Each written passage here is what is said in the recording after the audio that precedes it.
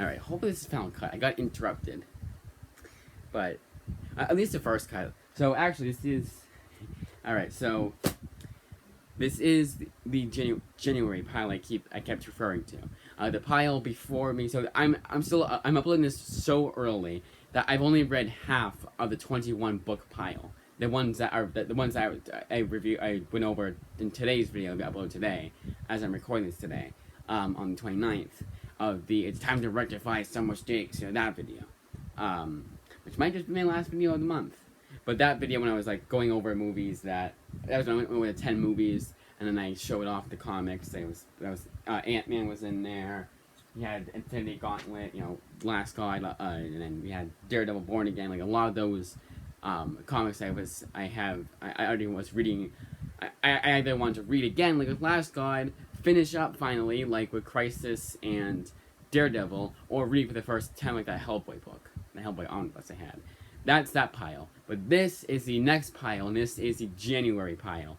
The one I've been holding off since January. And I've added a few since then, like February I added some more, March, April, May, June I added, and right now I added, as of June 28th, I added 2 more books in, and replaced one of the movies. It's like, I want to watch this one, I want to watch this one more than this one. So, without further ado, let's get into it. First 3 movies are ones I'll be watching for the second time around, or third time, but watching again, starting with Patriots Day. Now this one I saw in the theater, and a funny story behind this one was, even though I was like 16, I'll look up the exact date it came out, because I think I want to say 2017, so it was close enough to my 17th birthday, so I was like, who cares? My dad did. My dad was very strict about the movies we watched as kids, and as teenagers. And yes, I did sneak movies. Because no one is going to follow their parents' stupid rule. No, 2016.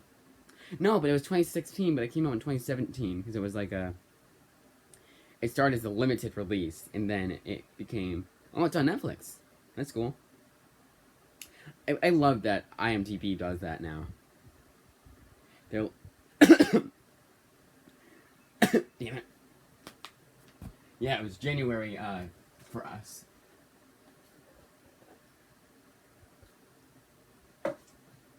January 2017 for us.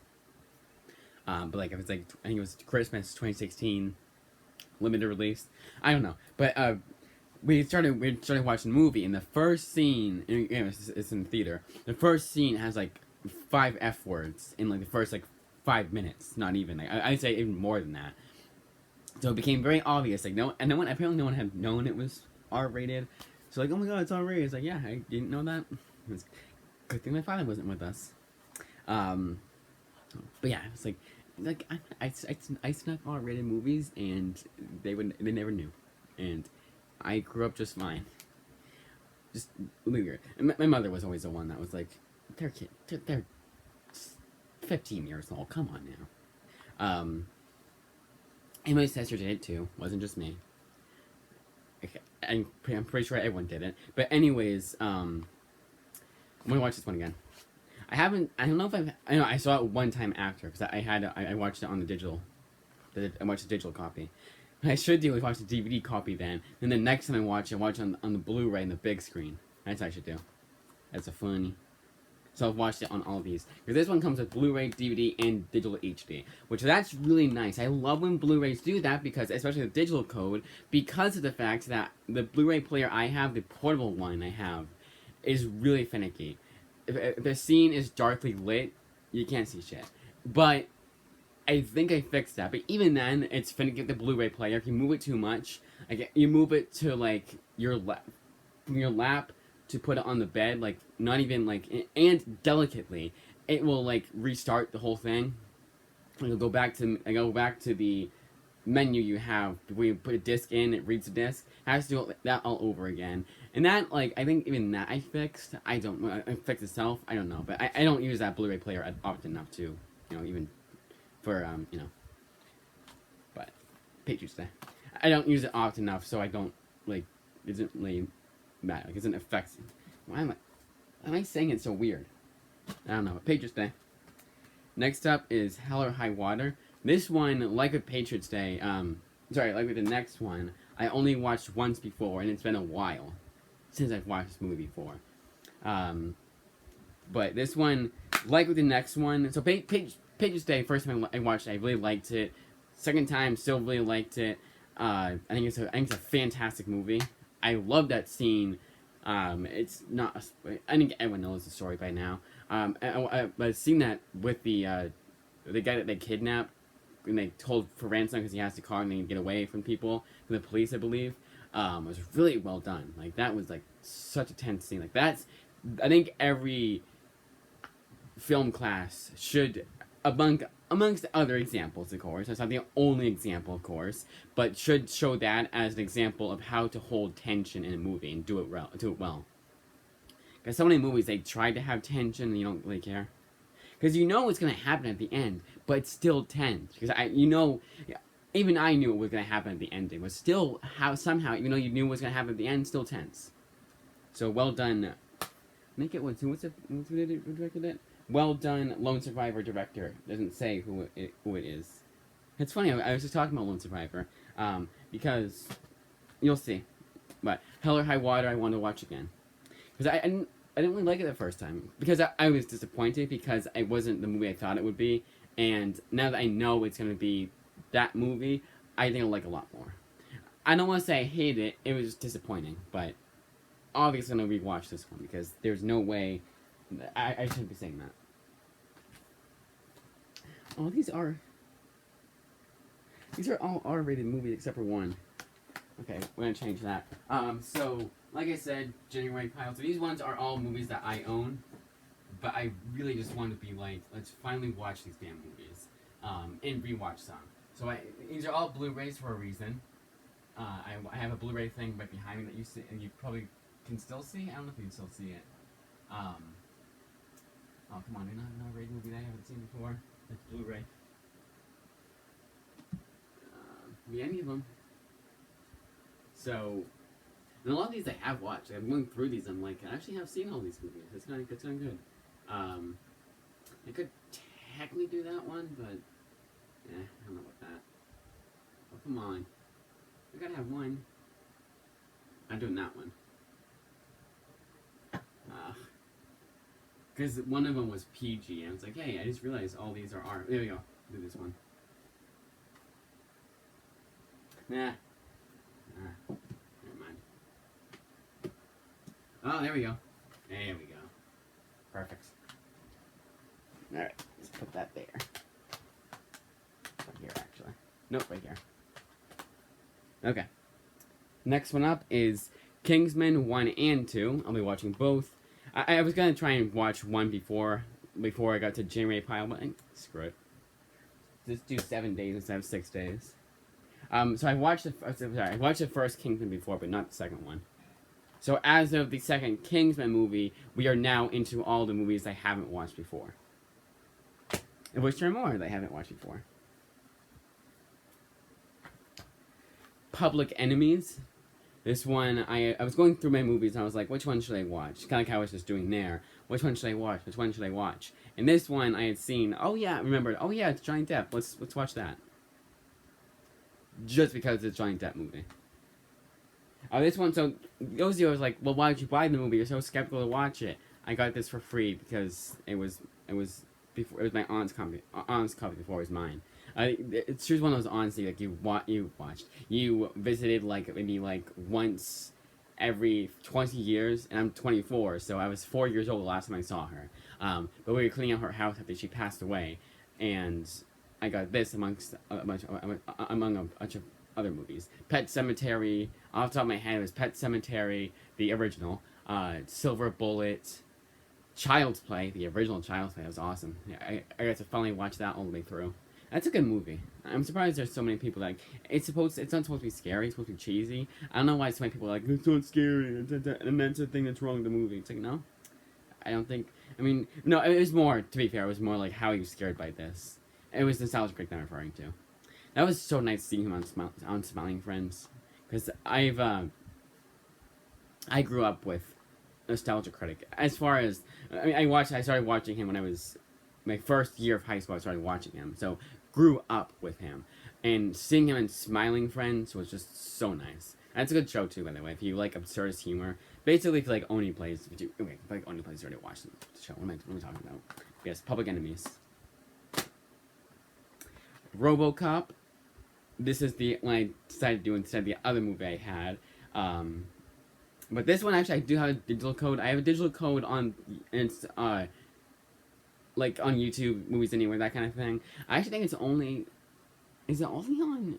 Why do I think it's not on Movies Anywhere? It's a weird feeling. Well, it's MGM, 20th Century Fox, and MGM doesn't like getting along. So maybe I got lucky, or maybe it was on YouTube. I don't know. But the point is that this is the unrated director's cut, which comes with more scenes than it's more violent than already than the original R-rated version. And I want to say that the one that I have on YouTube is the original. I guess the theatrical cut, even though this one only comes with one version, the unrated cut. Now this is R-rated, so I'm counting this an R-rated movie, even though I have the unrated cut. But RoboCop, watching it for the first time, and I do own the remake too, but on DVD. So I'll be watching that. We'll probably be watching that after. I do want to do that, make a little comparison. Then last but not least is Speed. Now I told you guys I was talking about Lone Survivor before. Well, this one we're going to watch this, and it was like kind of one of those. I went through a pile of movies, and they're like, oh, well, you've seen this one before. I don't want to watch this one again. Yeah, no, I don't want to watch that one. I want to watch this one, but no one else does. Oh, we brought this one down. This is the one you want to watch? Yeah, no. Well, I've seen this one a lot before. And I got to this one, and almost everyone was agreeing with it, except for one person. But then Lone Survivor came up, and we all agreed. And we watched that instead. So that's why I was talking. I found it funny that the director of Lone Survivor also did another Mark Wahlberg movie, Patriots Day. I do want to rewatch Lone Survivor. Been a while. Now onto the books, the comics. And the first 8 are technically all 8 are OGNs. Meaning I'll be watching them all, meaning I'll be reading them all in one sitting.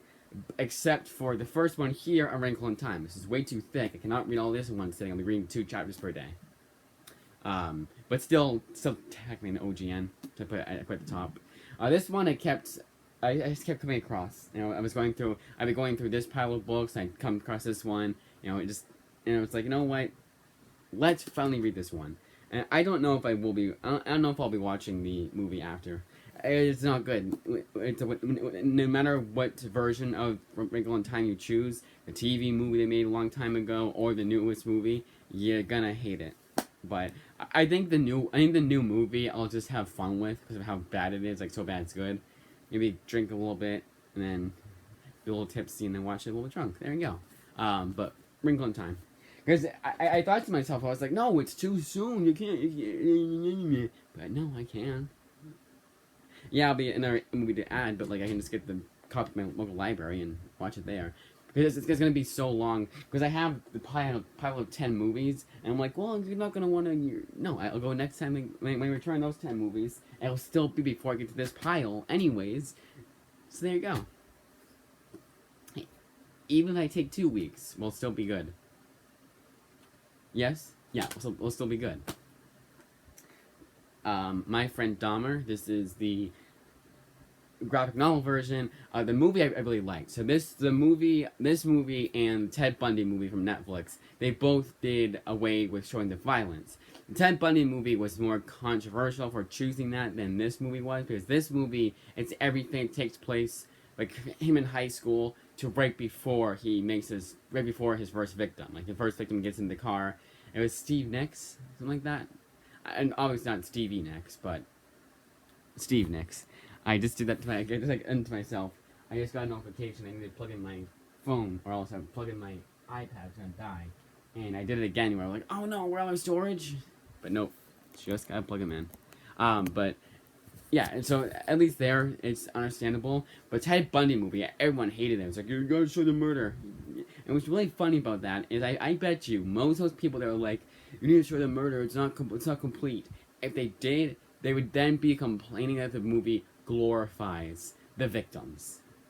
and not satirizes, but like Hollywoodizes it. They become playing that afterwards. I think both movies were smart in not showing the murder and instead show the psychological side. So I think both are phenomenal movies, and this is a phenomenal graphic novel. And that's the main reason why I want to read it again. Oh, I didn't do. I'm supposed to do. Oh well, you know what? Wrinkle in Time, so it's gonna be whatever. So, actually, Wrinkle in Time did start reading, but the first one, starting with My Friend Dahmer and ending with Batman World. These are actually no, these are just the first two are rereads because Batman World is like with Wrinkle in Time. One I'm gonna be watching. One I'm gonna be finally finishing. I haven't read it all the way through, but this one I have, and this is Ghost World. And I might just watch the movie after, because I own the movie. But I remember liking the graphic novel, but it's been a long, long time. Have not read it since I was in high school, I want to say. Long time.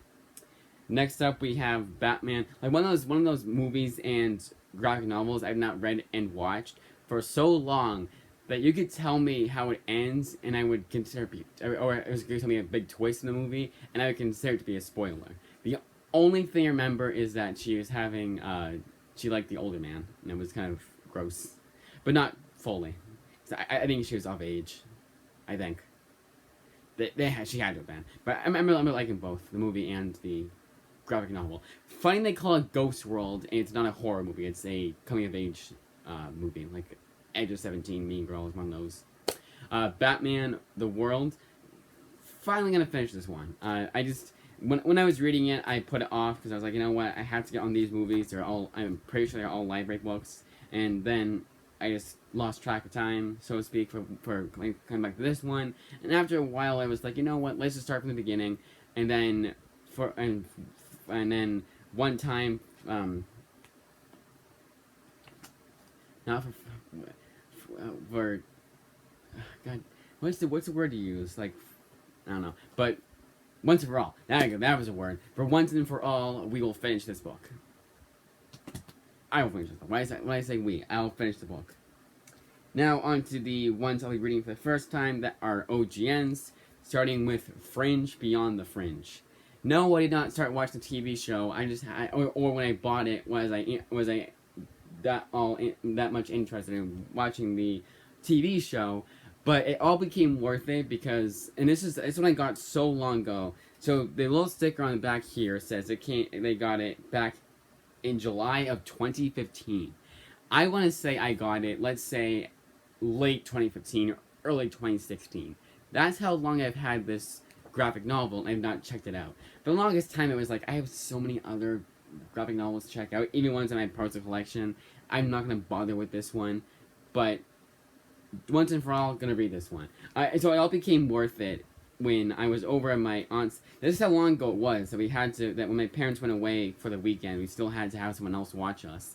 And we went to my aunt's house, and my cousin, not the one I stream with, she had said, she was talking about the TV show. I was like, oh, it's kind of funny, I got the graphic novel. And I don't know why I didn't watch it after. Also, I got this for $2. That's another reason. Stickers off, though. Let's take the other sticker off if we can. But yeah, it was just one of those. Just never. I think it's because I didn't watch TV. I was just like, no, like there's no point at that point. Like, who cares? You're gonna watch TV show. I might watch TV show though. I've heard good things about it. But it's probably several seasons. So there's that. Yeah, I can't take it off. It's way too sticky. Some of these I can. It's weird. And if it has like this like smoother, like glossier, kind of shinier paper quality for the back cover, it usually is easier to take it right off. Like My Friend Dahmer, that is a rougher, like more cardboardy, not cardboardy, more like more cardboardy, not cardboardy, but like more like rougher feel to it. The back of it, I can't explain it. I don't know the actual words for it.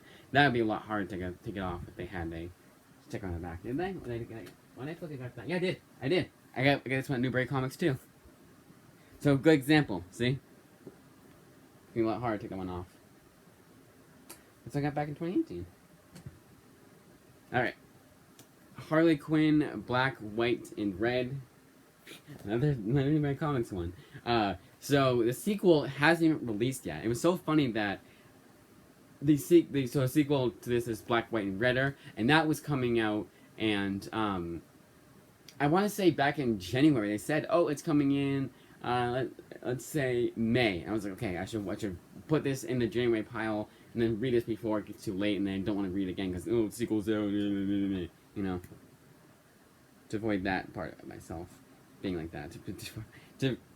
So I'm not all like that. Okay, why do I say it's so weird? I don't know, but here's all the writers. Stjepan Šejić, so I will be reading Harleen beforehand. Mirka Andolfo, Saladin Ahmed, there you go, +1. Tim Seeley, +2. Lily Rossmo, technically +3, but I more have the stuff. I only have any things he's done artwork for, not things he's written. And he has written a couple of series from Image, which I should add for later on to get. Katina Collins and Sean Murphy, yet another White Knight story.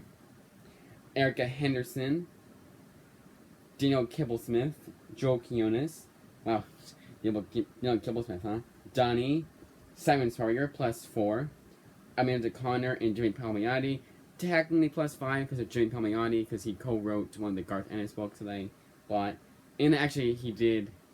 No, there's two of them.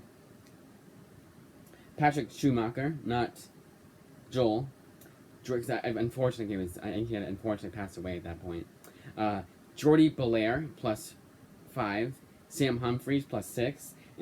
Frank Thierry, Liz Erickson, David Mandel, and Paul Dini. So there is a Paul Dini image comic I was gonna get, not this month, but probably should have, because I found out he did do a series and it was pretty well reviewed too.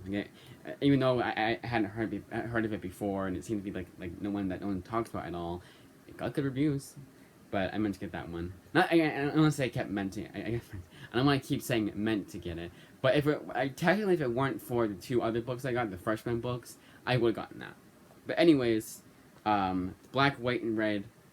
So when I say +1, +2, that's the ones that I have. Oh, I have a book from Sam Humphries. So from Image Comics. So that's why I get this from the library per se, so to speak. But yeah. I just want to read it all in one sitting. It's there. It's a lot. Because they don't do the thing that the Justice League Ruby book did and release their own issues, so it was like a full issue. No, it's just the 14 issues that were released digitally. They were 99 cents each because they're like 14 pages each, and they're in half. So instead of being a full page, it was half a page. So it would take. So let's count the page count for one chapter. 1, 2, 3, 4, 5, 6, 7, 8. Done. 8 pages. Not 16, 8 pages. So that's why I just had to read it all in one sitting. Because you might as well at that point. And that's kind of my criteria. If it's like that, where it's released as digital chapters, I'm going to read it all in one sitting. Screw it. That's how it was originally released. But Justice League Ruby, I broke that rule because of just how slow that book was and how much of a pain in the ass it was reading the whole entire thing in one sitting. Like reading it per issue, and I think it's why I liked it a lot more the second time I read it, because I was going slower with things. Not that it's like a slow book, it's just kind of like a generic kind of mediocre comic in general. So reading it all in one sitting, you really felt that. But reading it per chapter, that's why I read the books as slowly as I do, not reading it all in one sitting. Rather I read one per day of each. But anyways, Freak Angels Volume 1 by Warren Ellis. This one, so a lot of these I technically have excuses for. Fringe, this is never interested in checking it out. But this one, I was going to get his other Avatar Press, Warren Ellis's other Avatar Press series, Grifter, but never ended up doing that, obviously. So I decided, you know what, we're never gonna get that, so let's get this. Because the local comic shop in Newbury had Grifter. They had all 7 volumes of the series, but apparently there's like a prequel there's prequel graphic novels that come out before that do, and I wasn't able to find those anywhere. And I found them on Amazon, but they were infamously out of print, like $30, I'm sure. Like how that was to that Tony S. Daniel book that I will mention after I record this. But by the time I upload this, I probably will already talk about it. Hopefully, it's hope.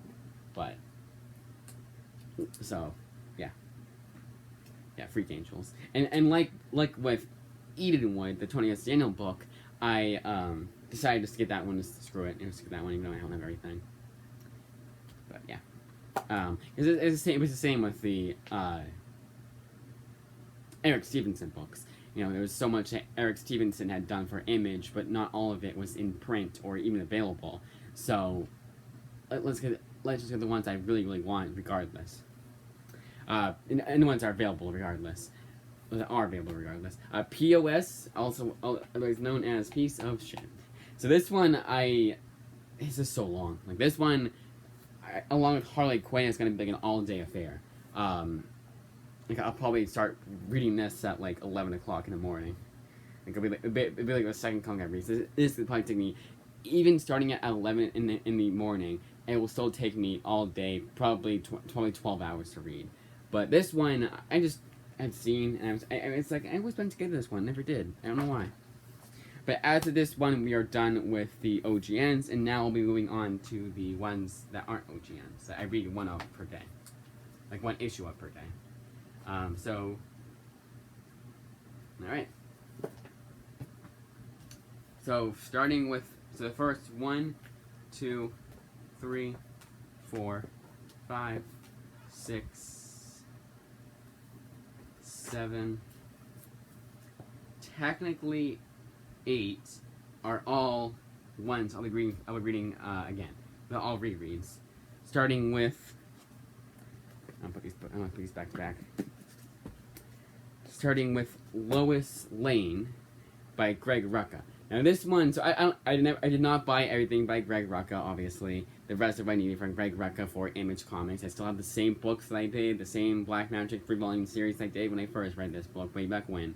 But I want to read this one again because I will be rereading, because I got more Matt Fraction books and celebration kind of thing to read. The Matt Fraction book I own, that is Jimmy Olsen, Superman's pal Jimmy Olsen. Now this one I liked a lot more than this one. That's why I'm rereading this one. The Jimmy Olsen one. Zombies Christmas Carol. So my rereads fall under 3 criteria. Books like Lois Lane that I remember really liking and I want to read again. Books like this and Jimmy Olsen that I wasn't too crazy about, I want to give a second chance to. And the third one, and none of these, actually, I think one of these might be it. And the third one is, hey, my library has volume. This is the library books. Library, it looks like they have volume 17, the series I didn't have before, because I put in the ISBN, I saw that. Let's finally finish the series, reread the first few volumes I had before. I couldn't read anymore because I didn't have any more, and that's why I do a reread. So 3 criteria. I'm sure there's a 4th one I'm forgetting, but I can't remember off the top of my head. The Boys Omnibus, Volume 1. Now, some of these series, there's several volumes in the series. So, am I going to read the second volume and finish up that entire series before I even get back to the library? No. I'll always be reading the first volume, and then from there, we shall see. One of these is the second one, so the first one I have digitally. We'll get to that in a second, but let's keep going. Oh, wait, no, wait a minute. No, wait, I'm an idiot. I didn't read Volume 2. I was like, wait, I read Volume 1, because I have Volume 1 physically, but no, I don't. Dial H for Hero, Volume 1. This one I'm really liking. I'm dying to read it again. And it's by Sam Humphries.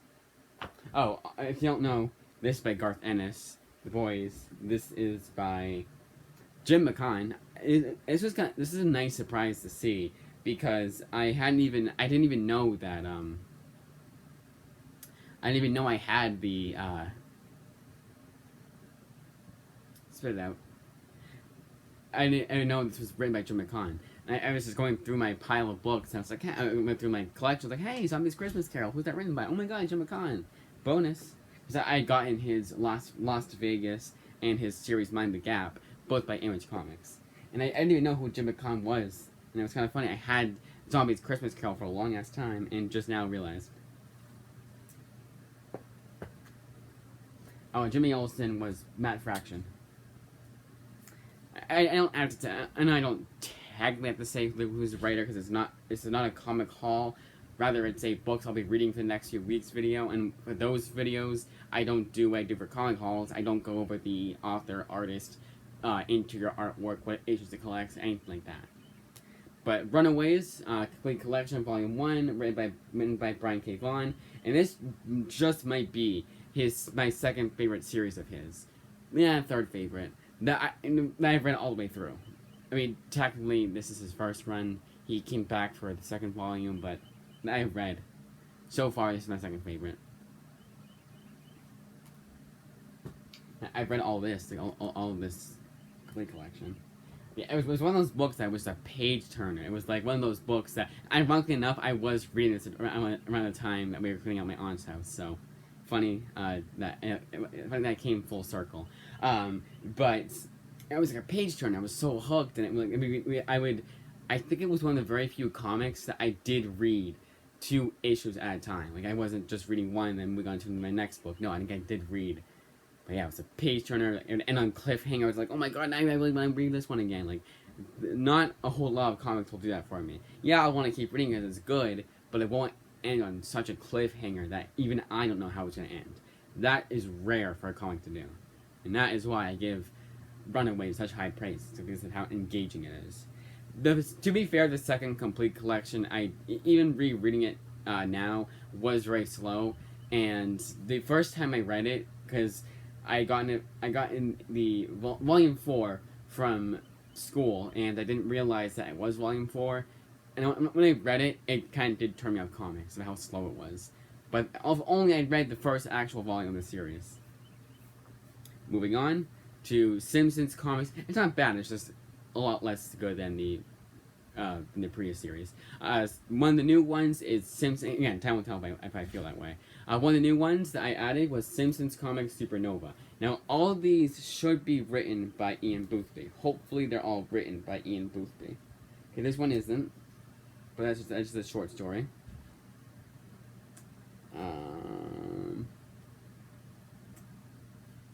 But at least the first 2 were written by Ian Boothby. And not only is he the best writer for Simpsons comics, okay, good.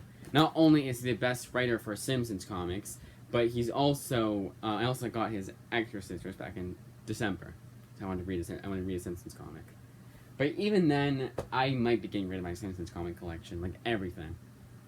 Selling it for a good price, or asking if the buyer is willing to trade comics or something else.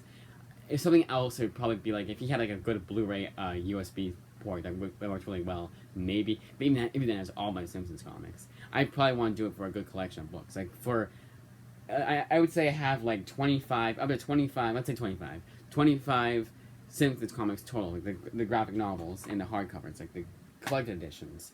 I would want to get at least 20 graphic novels in exchange for that, maybe 15 if they're really thick ones, but. Yeah, mostly money. But even then, I don't know. Like, I think what I should do is read all the ones I have, because some I haven't even read all the way through, and then I'll decide whether or not I want to sell it or not. If I want to sell it or not. Next one up is Ex Machina. This is written by Brian K. Vaughan. So, Brian K. Vaughan. Oh, you know what? I should take this one out. Yeah, you know what? So I can go back to 25. We're not going to read Ex Machina right away. Right away, at least. But I might... You know what? Ex Machina? Yes. You know what? Screw it. Ex Machina I will be reading, but after I finish some of the other books. So there you go. Ex Machina. Still there. Still written by Brian K. Vaughan. When I've started... So this one I said technically to reread. I don't know. Because I read it in the trades. I got the compendiums afterwards, because I thought my local library didn't have all of them. They did. Looks like they do. And I mean intro loans. Looks like they do, so that's kind of annoying. And if you keep hearing that door slam, who keeps going in and out? By my LS of a nephew. Yes, you guys, yes, that LS does stand exactly for what you think it stands for. But it doesn't, if anyone is watching that knows me, that related to me, will get offended. It doesn't mean that. I was just joking. X-23 Complete Collection, Volume 1. Now, this one has one of the weirdest blemishes I've ever seen on a book. Now, technically, so it starts off by being written by Christopher Yost, but then we get into Marjorie Liu's run, which is why I decided to read this one. Yeah, the weirdest blemishes. I don't know if you can see that. I keep wanting to call it a seatbelt because it's the exact same shape and almost feels like a seatbelt. It's a really weird glitch. I don't know if it's just the paper or the tape or whatever, but something. It's not even tape. I don't know what it is, but X-23 Complete Collection, Volume 1. What was really funny is I wanted to get beyond that little blemish, and it was not that hard reading it all in one sitting until I got to after that point. Because it's another one, like with Runaways, and that's a page turner. Maybe I'll put Runaways after. I don't know. Once in Future, Volume 1 by... I might just... So I added 2 books, it's no longer 25 books, it's now 27 books. So I'm not used to even reading 25 books a day was a pain in the ass. Adding 2 more of that is gonna be like... I might do that, I don't know. But yeah, Once in Future, Volume 1 by... So now, as of Once in Future, till the end, these are all ones that I am reading for the first time all the way through. Starting with Once in Future, Volume 1. Now, Once in Future, it's kind of funny. It's kind of a funny story behind Once in Future is that the first 3 I have in trades, but then I have in floppy form, and that's kind of funny. You know, I like reading in trades and the floppies because I don't usually do that, and if I do, like something like what a good example is Department of Truth. When I get the next volume of that series, the next volume comes out, I'll probably be getting, because I have volumes 1, 3, and 4, but I don't have volume 2. Actually, I think it's 1 and 4, maybe even. Or 1, no, it's 1, 2, and 4. I'm missing volume 3. Because volume 3 I had all in floppy form. So it was like, you know, why get volume 3 I have all of them in floppy form. 2 of them I have digitally, so that's kind of why I want to get volume 3 physically. But when I get volume 5, I'll be getting volume 3 too, along with it. So it'll look really weird on the Amazon account. Because I don't think I even got volume 1 on the Amazon. I got all of them at Newbury. Well, I got this one. Yes, Once in Future, Volume 1. Finally reading that series. I only put off because I wanted to get... I wanted to wait till I purchased Wicked and Divine until I got Once in Future. Mr. Miracle by Tom King.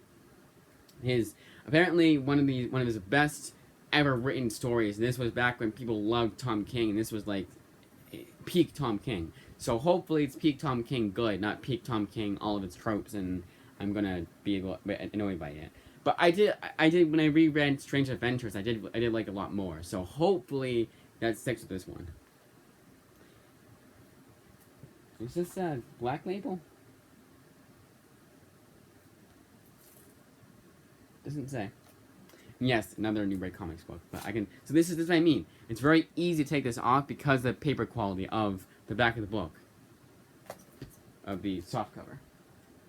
I can tear up the sticker if I need, if I so desire, which I don't. Enigma by Peter Milligan. So again, all these are I have their Image Comics work. Now I want to read what I have from them, from other publishers. I know it's weird, but that's how I am. Superman and Wonder Woman by Charles Soule. So a lot of these rereads don't have a whole lot more to say about them. Really a whole lot to say about them. Enigma is a Berger book. So that was kind of funny. It's like Karen Berger, and I always hold those to a higher degree than any of the others because they're Karen Berger approved, and she was the one that started Vertigo. She's the whole reason why Preacher exists. So I have to give her a bunch of credit that she does deserve. You know, more than maybe she does because she didn't write the book, but she approved it. And she was the whole reason why Vertigo was a thing. At the very least, she was the whole reason why Vertigo was a thing. But Superman, Wonder Woman, I only have Volume 1, so starting with Volume 2, I will have to get a middle of the library, but I wanted to read Superman, Wonder Woman. Osborne, Volume 1 of 1. I don't know, I said Volume 1. This is Colors of the Conic. Like with Jim McCon, it was one of those books that I just picked up off a whim, and then remembered, oh, and then this is more remembering. Oh yeah, this was written by Coats of the Conic, and just now realized it's also drawn by Amarillo. So it's the artwork. So we got a full. So the with Becky Cloonan for issue 5. So this is a stacked cast for like triple threat for Osborn. All three of these that have their Image Comics work. And Emma Rios the artwork for Pray Deadly. A series I'm still I'm glad I have, but because of Volume 3, that one little blemish, I'm like, I don't know why. I still feel that way. It's not a bad blemish either. If they have to have a blemish on the book, I would prefer it to be a little bent. And that's the only thing about that book, it's a little bent. And you can't really tell, because the way I have them squeezed together, so it's able to pop it back into place. Somewhat. Like when you have you pop your shoulder out of its place and you smack it back in. It's exactly what I did with that book, but squeezing it together on the shelf. All-Star Superman by Grant Morrison. I have absolutely no business having not read this all the way through yet. This one I did read partially the way through, and I probably should put this up higher to ones I wasn't sure about. But I know for a fact I've not read this all the way through. I want to say I read the first. Let's say up to here. Does it have the chapter? Yes, 3. So third chapter, third issue. I want to say, it's as far as I got. But yeah, one of those books that I just am so shocked I've not read. Nope, 4. First 4 issues I read, but all the way through. I keep saying I haven't read, but I haven't read it all the way through. But it's been so long that it might as well be it might as well be when I'm reading it the first time. 5. Let me guess. I was halfway through it. Who's at the artwork here? Frank Quitely. Frank Quitely. Why did I feel... Nope, verse 5. Why did I feel like... I was flipping through it and it's like, this is the same artist that did Birthright, I feel. But it's not, I don't think. It might be. I don't know. I can't say at the top of my head who it is, but... Yes. All-Star Superman. Reading that the first time. Marvel Zombies. This one is another one that I read almost all the way through. If not read all the way through. Nope, I have it marked here. Actually. I read at least... No, I did not. I know I read... Because we're still in Ultimate Fantastic Four territory. I know for a fact that I've read past that. Now, I was kind of annoyed because I was like, I've read that past that from Ultimate Fantastic Four, but that was the first time I read it. This most recent time I was on Ultimate FF, I only got to the first few volumes or so. But, they also collect, it's like Ultimate FF 25, 27, and then 33 to 35, something like that. Uh-oh. Did I read this all the way through? Don't tell me. I'm pretty far into it, like at least half that I would say I've read before. But like with Superman, we're not going to count that as... Nope. Okay, good. Halfway through Marvel Zombies. This is another page turner. This is really good. And most of it was thanks to Robert Kirkman, which is the main reason why I got it. It's Robert Kirkman, Mark Millar, and not Charlie Adlard. I wish. No, and Reginald Hudlin. So one of them, I don't have anything for Image, if he did anything for Image. So it was mostly because of Robert Kirkman, who I knew had written that. And yes, it is super ironic that while he was still writing Walking Dead, he also writes Marvel Zombies. So he knew his zombie stuff, and Marvel was like, "Hey, come on over to us." Or he asked them; they were more than happy to have him on board. Now, this is a Volume 2 book I was talking about. I will be reading Volume 1 beforehand, but Volume 2 of Lock and Key. So the first 2 volumes of Lock and Key read. Which is kind of funny about The Boys. The Omnibus collects, I believe, the first 3 volumes, like this volume. Those of you who don't know, collect editions. That's as Omnibus usually do. They collect several volumes of book. Like this one, Batman Detective Comics, Volume 1, written by Tony S. Daniel. It's the other one. It's another new one I added. If they ever came up with an omnibus, they probably, if there's enough volumes, I believe it's a 9-volume series, they probably could fit it all into one omnibus. because it couldn't have been more than 52 issues, and of course some annuals and whatnot. But they loved, because it was new 52. They loved that number, so all their series that were popular enough got to their 52nd issue. So Batman Detective Comics. Then another Batman New 52 book that actually does have an omnibus is Peter J. Tomasi's Batman and Robin. Yes, very ironic that I'm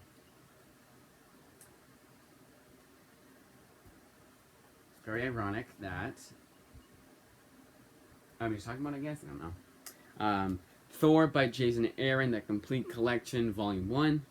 This is one that I have read part of the way through, but not completed it.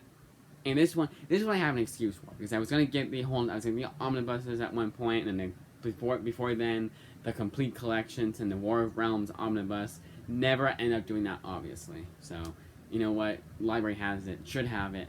Not all the War of Realms tie-ins, I don't think, but at least I at least own the main War of the Realms. And I believe they have all the Thor volumes of Jason Aaron's run.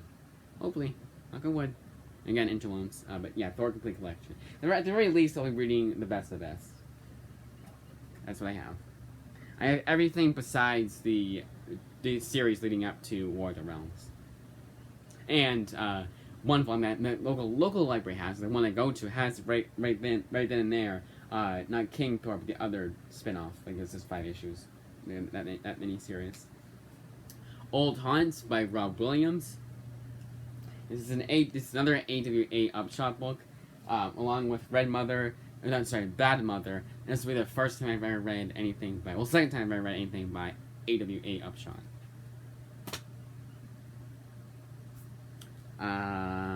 Flash by Mark Waid.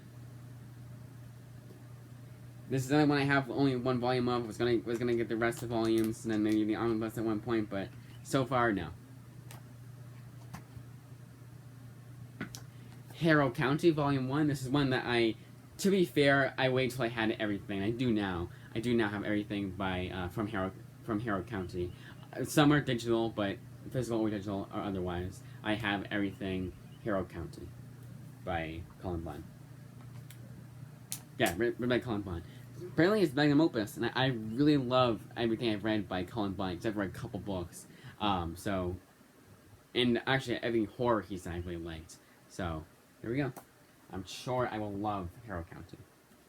Might just be that. Will it be my pick of the week? Maybe it will be. I don't know. What do I feel like it will be? Alright, Batman Broken City, written by Brian Azzarello and drawn by Eduardo Rizzo, the creative team behind Moonshine. And, of course, 100 Bullets. So, double threat there. Black Widow by Kelly Thompson. This one, is really weird because it's so thin, it's only collecting 5 issues. And they charge it $15.99. To be fair, you know what? It's a newer trade, and they probably, if it was any thicker, the paper quality was any better, they would charge you $17.99 for it. So I'm glad they didn't. They didn't.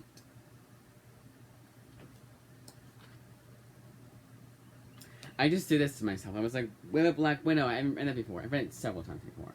I was thinking the 2019 series, that weird 5 issue series. I was kind of like about. Yes, Black Widow. I should also get on the Mark Waid run. If I had it physically, you would see it here. Batman Gotham Knights is by Devin Grayson. This is one that is kind of a weird one because the first, I want to say, like, at least the first few issues had a backup story, Batman Black and White, so I might just go to Kindle and read that afterwards. I probably should, so it's more complete. But I don't know what volume of Black and White it was, so I'll have to do some research beforehand. But Devin Grayson on Batman. Will it be as controversial as her Nightwing run? Probably not. Hopefully not. I do want to read that run, though. It's whenever I hear something that's controversial, I want to read it. Last but not least, The Victories Omnibus, all written by Michael Avon Omi. I believe drawn by him too. I mean, it should be. Hopefully it is. That's the whole reason why. Yep, it should be. Looks like it is. That's the whole reason why I got this. Oh, not. Oh, that's why I put this in the pile. And also rectify a mistake and finally finishing this book. It's a thickie though. But that, as I say, is that. 27 comics. You know what? I'm gonna do that. I'm just gonna read 27 instead of 25. But usually it's 25. 25 has been the most I've read. So because we're going all out, it's gonna be a new world record of 27 books read per day. Maybe I'll put something else. I don't know, but we shall see. That I would say is that 15-minute video. Holy wow! It's longer than the first ever cut. So there you go. So if it gets cut out, it gets cut out. But it's the end of the video. So total, it's 27 plus. We said 8. I know I should know this by now. I should have to use a calculator. My generation is screwed. 35 books total, which is really ironic because it's like been one of the times that I want to say one of the last times I went to the library was that much. Oh, and a bunch of movies in the stack on top of them, the comics. Thankfully they're not all stacked. I couldn't do that. It would have fallen over and gotten annoyed. But it's still a heavy weight on that. Yes, cannot wait to read these books again and read them for the first time, watch these movies for the first time, and re-watch some of these movies. I'm in for a treat. And these are all ones that I've read before.